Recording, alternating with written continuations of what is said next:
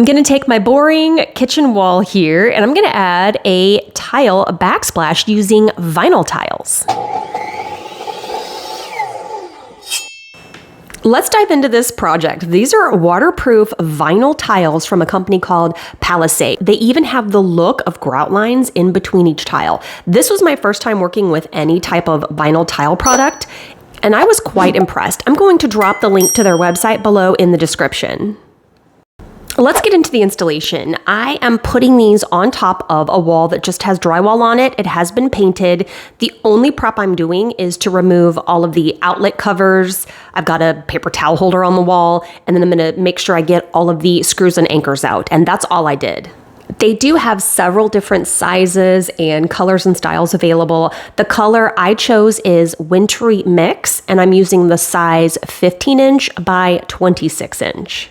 You can use these tiles in laundry rooms, bathrooms, kitchens, anywhere, and they have all kinds of accessories for you. So there's trim pieces like inside corners, outside corners. There are built-in shelves you can use. There's floating benches, shower niches, and it is the same color as my tile, so it matches perfectly. All I did was measure it to fit the height of my wall here, and then I'm taking a razor knife to cut the excess. The J trim I'm using is optional. I prefer to use it here on this end wall so I could have a more finished look, and you're just going to essentially glue it onto the wall. I'm using liquid nails. They do have a few different adhesives that they recommend on the website. And here I'm just applying a bead of adhesive down the entire length of the trim piece. I've got a laser level going on the wall so that I can make sure I get it perfectly straight, because we all know none of our walls are perfectly square. So we're just going to make sure that this is level and press it into place. And of course I want to grab my little step stool here and just press pretty good over the entire length. The installation instructions do recommend that you put any trim pieces up 24 hours before the rest of the tile. So I'm doing this the day before. And as you can see, I've got my line here to make sure that it's all level. And it's got this little groove here, so I'm going to slide the tiles into it tomorrow. Finally, I'm going to just take some tissue and wipe off any excess adhesive that squeezed out so that we don't have a mess all over the wall.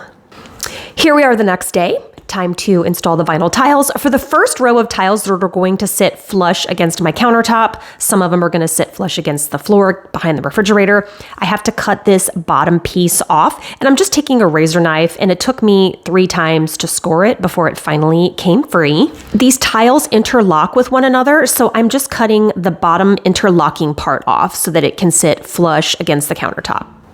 Next, I'm going to measure all of the outlets and get those marked onto the back of the tile.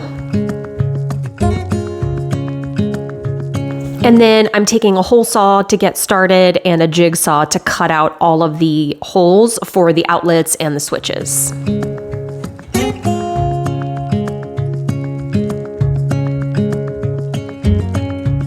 For any tiles that I need to make shorter or narrower, you're going to cut this just like you would vinyl flooring. You're just going to score it with a razor knife and then snap it, turn it over, and complete the cut. Before I started applying adhesive, I decided to take the first few and just dry fit them to make sure I've got them all level. I have all of the holes cut out correctly for the outlets and switches. Then let's just do a quick little prep and wipe down the back of all the tiles, especially the ones where you cut out any outlet holes. Now we'll start gluing the tiles to the wall. I'm adding my adhesive to the back. I'm just running a border around the entire perimeter and then doing a little, W pattern in the middle, and then just press the tile into place. I think you can see here on the left that I have a slight texture to this wall. I didn't even sand that down because it was so slight. I didn't think it would make a difference. And I will tell you, I put these tiles up back in June. It is now September when I'm editing this video, and the tiles are holding up perfectly. Once you've got the tile in place and you've confirmed that it's level, just press all the way around the perimeter to ensure good adhesion. Next, we'll move on to the second tile. Again, we're going to put the adhesive on the back, and as you can see the interlocking pieces here, I'm just going to slide them into place. Next, I'll place the third tile. They do recommend, if you're putting this in a wet environment, to run a bead of silicone down the seam. I forgot to film it, but I did run a bead of silicone down the seams, just about 3 or 4 of the tiles around the sink here, since that's the only spot where water's really going to get in there. The rest of the wall I just left alone, and here I have a tissue just wiping off the excess silicone. And here's what the first 3 tiles look like so far. Since I used a full tile for the first row, I'm using a half tile to start off the second row so that I could have that brick-like pattern. And we're just gonna do the same thing. Pop some adhesive on the back and then adhere them to the wall. And remember, each tile locks in with the one next to it. And as you push it closer, that seam literally disappears. For me, the most time-consuming part was the very first row because you have to get it level and get all the cuts made for all of the outlets and switches. But once I got that done, the rest of the tiles flew up so fast and so quick. It took no time at all to get this wall finished. On the side where I put the J trim yesterday, it is easier to put the adhesive on the wall just on the last tile because you do have to kind of finagle it in there since it's sliding into that J trim.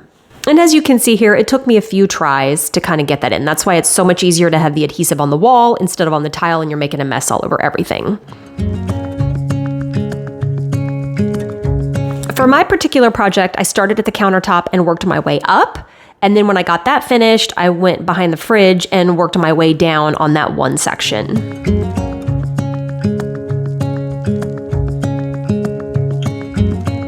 When I was all finished, I went back over the entire project and just kind of pressed in everywhere just to make sure everything was adhered to the wall good. And then here's my finished project. I was like 1/2 inch too short at the top, so instead of cutting 1/2 inch wide tile, I just put a trim piece up there, painted it white, and I think it just helps really finish the look. I'm really impressed with this product. I think it looks just like real tile. Even the grout lines, they look and feel like sanded grout. And I especially love how easy it was to install, and it wasn't messy. You didn't have to worry about thin set or wet saws or anything like that. I highly recommend this product, and I will definitely use it again. Drop any questions you have in the comments and be sure to hit that subscribe button for more DIY Made Easy.